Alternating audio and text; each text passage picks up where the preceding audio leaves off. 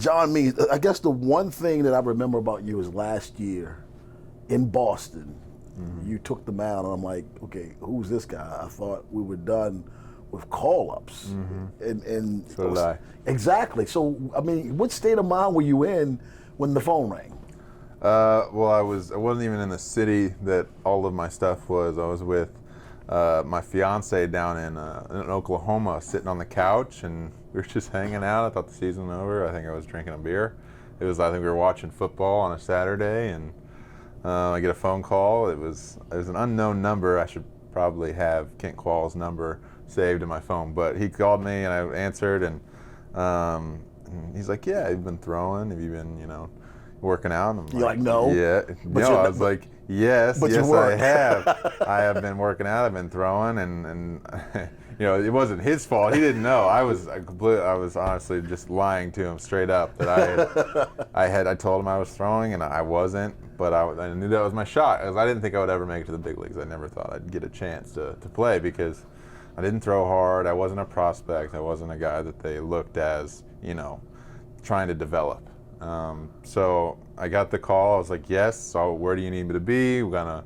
I'm ready. And they sent me down to Florida for a week, and I made my debut in Boston the next one.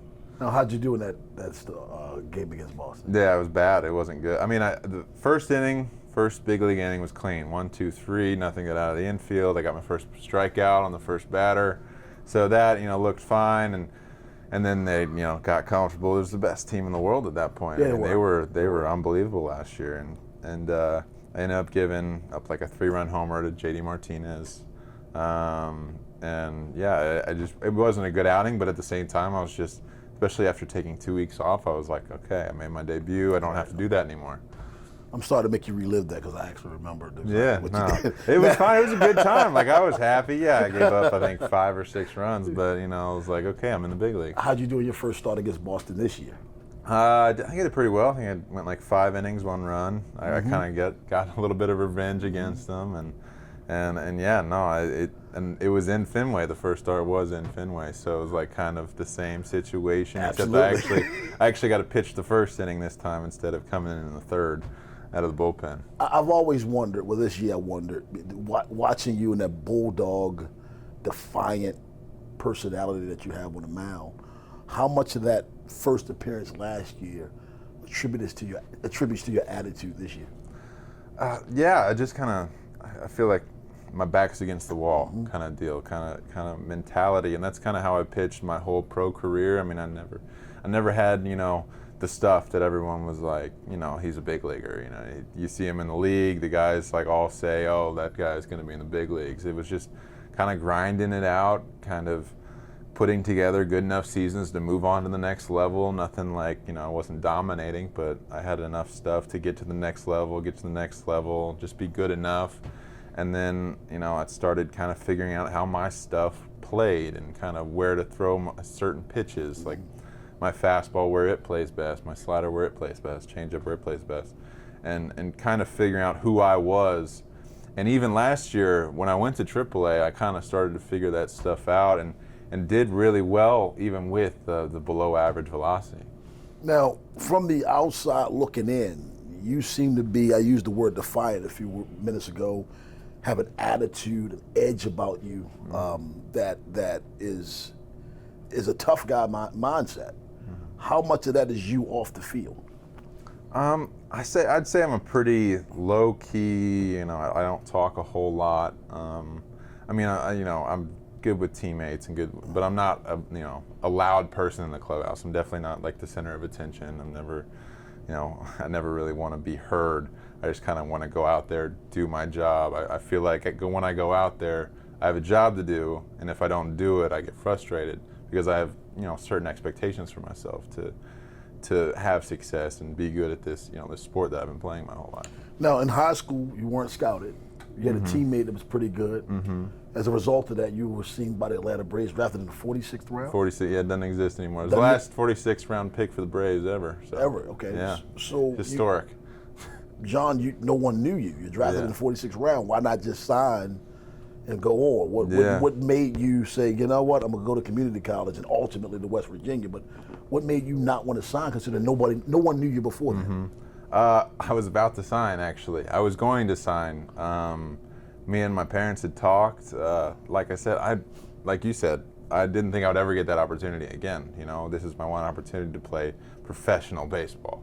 And I didn't expect to see my name come up. I got a phone call that day that just, I think it was actually a text, say, hey, we drafted you in the 46th round kind of deal. Like, very low key. And I never thought I'd make it, but I had the scout come and see me pitch that drafted me. And he saw me pitch. I did really well, and he's like, okay, like, you can pitch a little bit. He wanted me to throw a bullpen a week later, and I got hurt that game that he saw me pitch. Not hurt, but I strained a little something. I was like, I don't feel comfortable throwing a bullpen. He's like, you know what? Just go to college. It's not worth it. We don't need to throw through it. And I was like, man, this might be my only opportunity. But he's like, go to college. They didn't even offer me. So they didn't even offer me any money or anything. He's So like, they drafted you and didn't offer you. Didn't so even if you offer signed, me. you got nothing. Nothing. Yeah. And I would have got a plane ticket to wherever they were and started, and I probably would have been out in 2 years because I had a lot of growing up to do. Do you feel like, I bet on me? Yeah. I mean, a little bit of that mentality, but at the same time, that would have been the worst decision I ever made if I would have taken that, because I didn't get a chance to grow up. So you went to community college for a year, Mm-hmm. and then on to West Virginia, Mm-hmm. which is, I believe, at the time, were they in the Big 12 or the Big East? Big 12, yeah. Big 12 The conference. first year in the Big 12 was my first year there. How was that going up against, because you have legitimate Major League Baseball competition in the Big 12. What kind of adjustment was that for you? It was huge, and I struggled, honestly. Even going to junior college, I struggled. In the fall, I had like a 12 ERA. Like, I wasn't even a starter for my junior college in the beginning of the year. Ended up winning a starting spot, pitched through there, got recruited in the summer to go to Division I. I'm like, this is going to be my only opportunity to go to Division I. Go there after the year. You're supposed to go to junior college for 2 years, right? That's kind of the unwritten rule. But I ended up going to West Virginia and struggled again. I was like, oh man, this was a bad decision. It was in the fall. I was getting lit up. I wasn't throwing as hard as I was in junior college, and there was a learning curve. I remember struggling that sophomore year. It was after my sophomore year I went to the Cape Cod League and started figuring some things out, and that was where I think I made my biggest jump was there, and just kind of pitching against those guys, because those guys, I mean, all those guys were getting drafted essentially. Like 90% of that league gets drafted. So Yeah. That was the biggest transition, and taking that into my junior year of college. I mean, getting that confidence, pitching well in the Cape, and then going to college my junior year. I mean, that was kind of where my biggest confidence boost came, and I kind of started to figure some things out. I mean, you hear yourself. In high school, you're a 46th round draft pick. That doesn't exist anymore. No. You didn't light it up in JUCO. No. You didn't really light it up in college. No. You were afterthought in your own organization, your pro organization that you played in. That guy doesn't go to be an all-star in his first 4 years of the majors. Yeah. I mean, something had to have happened. The light bulb had. You understand what I'm saying? Yeah, I mean, no, for sure. You're not throwing 98 miles an hour. No. I mean, we can sit here and go on and on and on. That guy, do you understand why the fans embrace you the way they do? Because that story, Yeah. most fans look at you and say, well, I can relate to that guy. Yeah. And that's the perception I want. I mean, no one growing up, no one would have been like, that guy's going to be a professional baseball player, Right. let alone major leaguer. Like, he's not going to play any profession. Even like when I was, 5 on to 18, no one said that guy's going to be a professional baseball player. No one had that even in their thoughts. I'd play summer ball or anything, I was good. I just wasn't great. I didn't have the attributes that other kids had. Does that create that chip on your shoulder that we see? Yeah, Because I think so. that chip is tangible. Yeah. We when we're watching you, we can see it. You don't look like a rookie on the mound. You look like a guy with a serious attitude on the mound. Yeah, and I think that comes from not having those attributes as a kid. I was a late bloomer. I was 5'4" going into high school, 5'4". I was the shortest kid in my grade. So having that and being kind of always competing against, not only the other kids, but, being less athletic, less, tangible as those guys, at the sport, I think that kind of created that mentality that I had. Okay, this is that moment now where people at home, even if their kids aren't watching, they're going to rewind this back because we have this, you have this, the DVR and all those things. All right, so they're going to rewind this for their kid. You got a kid right now, late middle school, early high school, undersized, doesn't have the lightning rod for an arm, all those things. What would you tell that kid? I would tell them to never give up that dream, never have someone tell you that you can't do something, because no one thought I could be here. No one, not a I didn't think.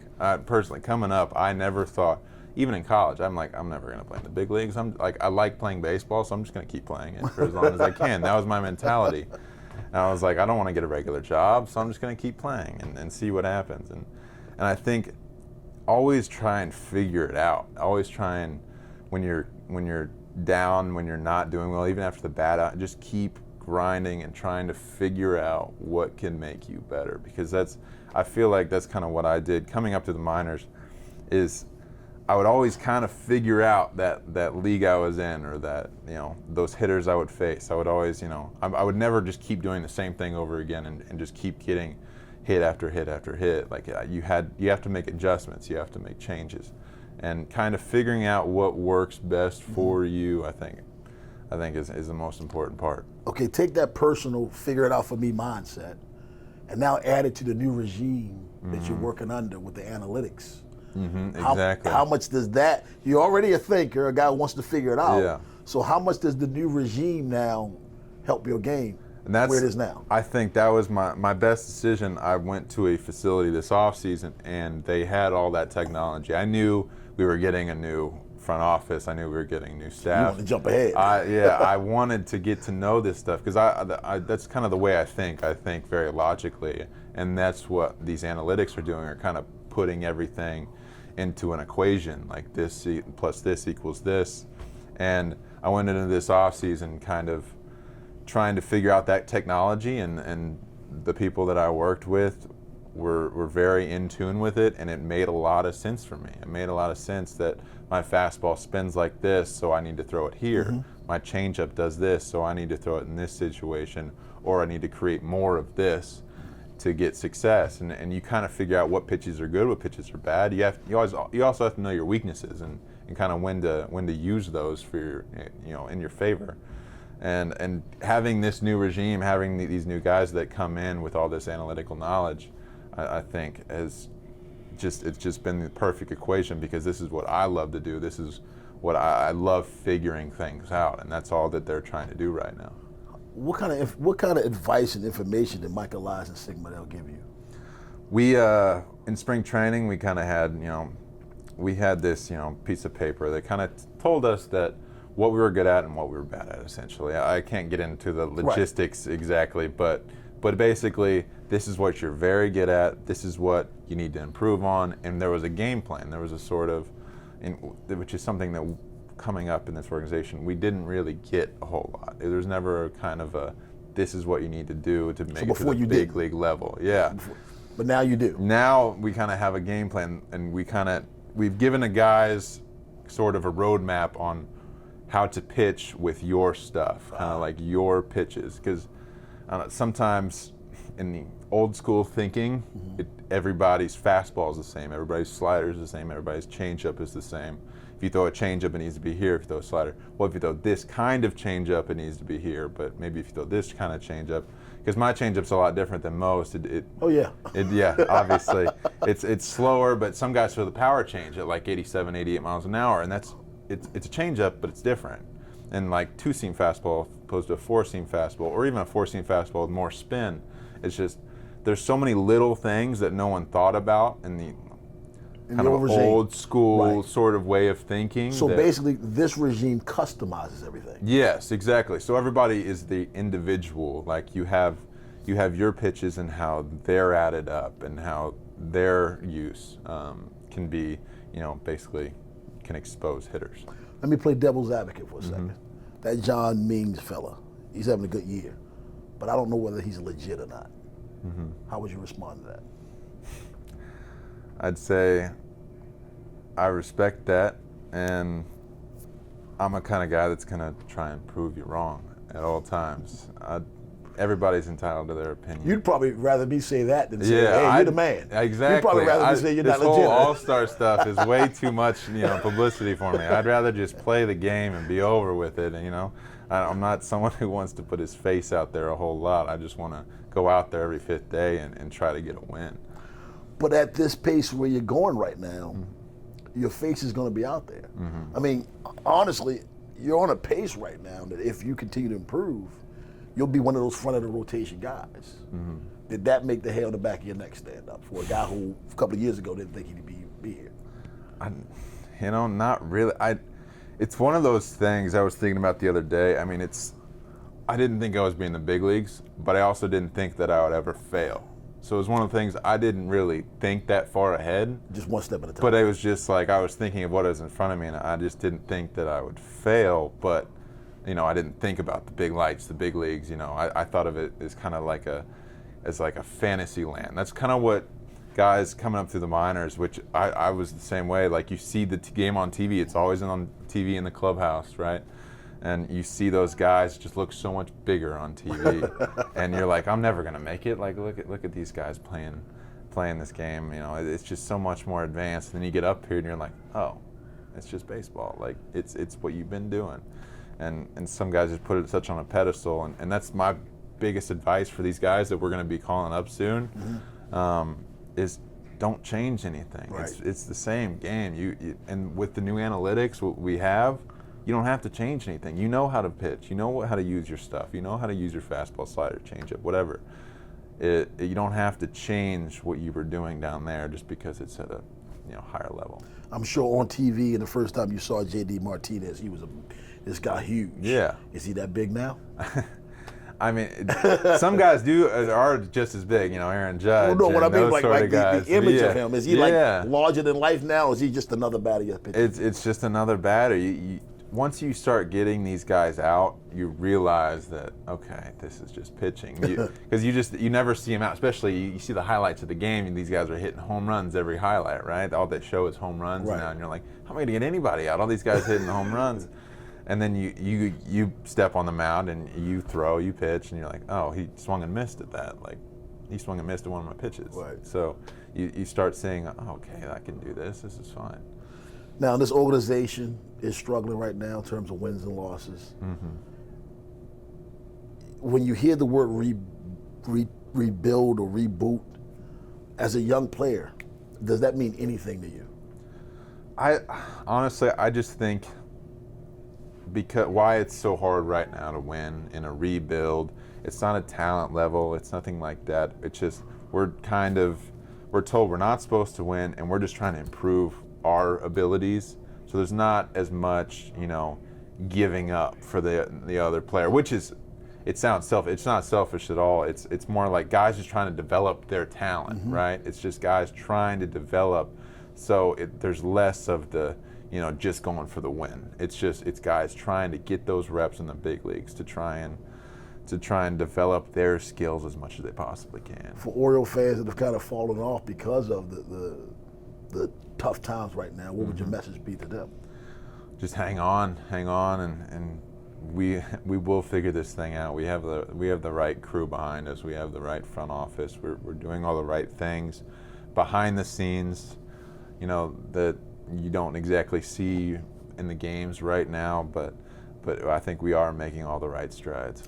How important is it to have Brandon Hight as the man in that clubhouse during this time right now? It's been huge. He just keeps things very relaxed. He's great for young kids coming up because he doesn't make the game any bigger than it needs to be. He keeps it simple. He keeps it easy. It's been really good especially for younger kids. Good luck the rest of the way. Thanks a lot. Thank you. Appreciate it.